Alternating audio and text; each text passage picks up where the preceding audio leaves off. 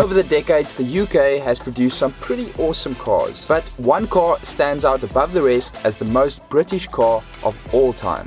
It was so iconic that they didn't change it for over 40 years. Before we get into this, make sure you click on the subscribe button and click on the notification bell to make sure you don't miss out on any new videos that we will release. So let's have a chat about the Mini Cooper. The Mini was built with the idea to have a small exterior but a spacious interior. They wanted it small enough to be easy to drive through London traffic but also be fun to drive on the highway. Eventually they gave the job to Alec Isagones, who was a Morris engineer who had previously worked on the Morris Minor, which was another British icon. At first, Isagones and his team struggled to find a balance between a small exterior and a spacious interior, until they decided to change the engine by turning it sideways and making it turn the front wheels. The positioning of the engine made for more cabin space, and the front wheel drive eliminated the drive shaft to the rear wheels, allowing for a flat floor, which in turn allowed for more legroom in the back seat. 4 fully grown adults could fit inside the extremely small prototype. And what was even more impressive than its capacity was its maneuverability. The wheels were quite close to each corner of the car, which made the Mini's handling exceptional. Isagones was extremely committed to perfecting the handling of the car, so much so that he bought an airfield and converted it into a test track just so he can fine-tune the handling. Now at the time, most manufacturers built their cars on an assembly line, but Morris built a new car on a jig, and he rolled every piece of framework together piece by piece. Now, while the process was slow, it ensured that each vehicle would be fitted and built properly. This commitment to precision would become the brand's defining factor.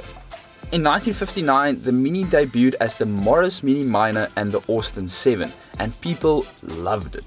The small stature made it perfect for city driving, and driving it was fun. While BMC was satisfied with his 4-seater family car, they wanted something more. So in 1961, they entered the Mini into the Monte Carlo. And the race took place in January, which meant that the Mini had to deal with icy roads and snow, all the while racing Ferraris and Lotuses. In this race, they were leading the class until they had an accident, but they were never going to win it with a 34 horsepower vehicle. But in that race, they saw that the front wheel drive gave it amazing grip, so they saw quite a bit of potential. And nobody saw that potential more than John Cooper. When John Cooper got involved, the first thing he did was change the 34 horsepower engine to a 70 horsepower engine. He upgraded the brakes, and then he called it the Mini Cooper S. After this, they took the Mini Cooper back to Monaco in 1964 and completely dominated. They took the Mini back again the next year and won, but on the third year they were disqualified for having the wrong headlights. Of course, they didn't let this discourage them and went back again and just won again. So many people were inspired by the Mini's rally outing that they began to race Minis on their own in both Mini class leagues and against other sports cars. The go-kart-like handling made it a force to be reckoned with on race courses. Now here's the crazy thing about Mini. In over 40 years, apart from safety upgrades and small tweaks here and there, they never changed the design of the vehicle. To the untrained eye, a Mini that rolled off the assembly line in 2000 would be nearly indistinguishable from a Mini in 1960s. But hands down, by far, the coolest Mini that was ever created was the 1989 ERA Turbo version. This wide-bodied performance hatchback made 100 horsepower and was the only classic Mini to come from the factory with a turbo. It had a top speed of 184 km an hour, which actually sounds terrifying. The car was built by English Racing Automobiles, a company that specialized in building Grand Prix cars in the 1930s. Mini's parent company at the time, Rover, wanted ERA to build a performance-based Mini in the spirit of the Mini Cooper S. Only 436 ERA Minis were ever made, and most of these went to Japan, so these cars are extremely rare.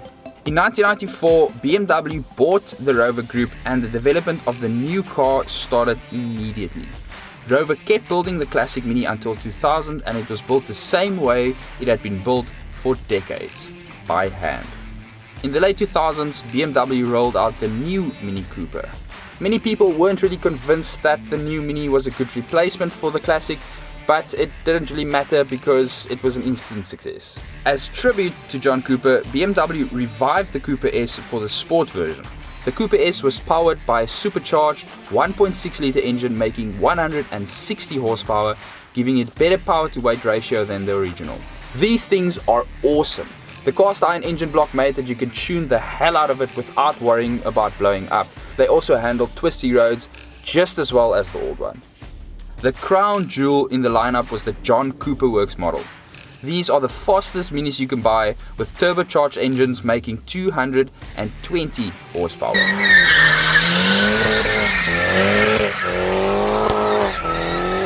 The Mini is truly an icon, so much so that Britain voted it the most British car of all time, and this trumped the horse carriage. It's a small car that's at home in a crowded city and equally happy on the highway.